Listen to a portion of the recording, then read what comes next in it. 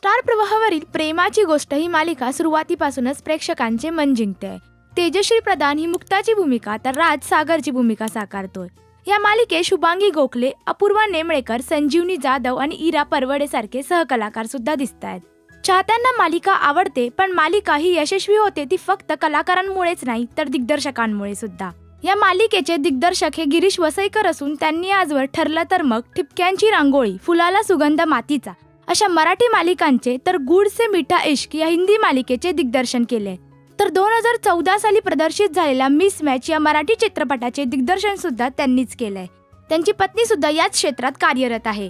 प्रसिद्ध अभिनेत्री स्नेहलता वसईकर ही गिरीश वसईकर यांची पत्नी आहे. स्नेहलताने आजवर अनेक मराठी आणि हिंदी मालिकेत काम केलंय, तर बिग बॉस मराठी सीझन 4 मध्ये सुद्धा झळकली होती. तर गिरीश दिग्दर्शित करत असलेली प्रेमाची गोष्ट मालिका तुम्हाला आवडते का, हे आम्हाला कमेंट करून नक्की सांगा. मराठी टेलिव्हिजन विश्वातील बातम्या, अपडेट्स आणि गॉसिपसाठी तुम्ही सबस्क्राईब करा राजश्री मराठी शोबज.